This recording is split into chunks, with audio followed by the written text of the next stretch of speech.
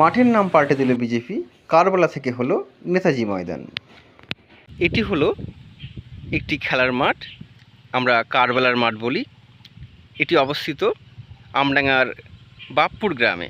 এইখানে একটি গোলপোস্ট রয়েছে। এখানে ছেলেমেয়েরা সকালে, দুপুরে এবং বিকালেও খেলা প্র্যাকটিস করে। হিন্দু ছেলেমেয়েও আছে, মুসলিমরাও, এবং সেদিক থেকে বিচার করলে প্রায় 50-50।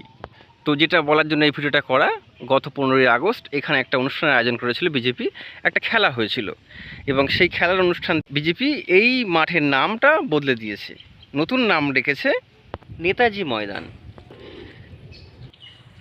এই নাম পরিবর্তনের কি খুব দরকার ছিল? এখানে তো হিন্দু মুসলমান সমস্ত ছেলেমেয়েই খেলতে আসে।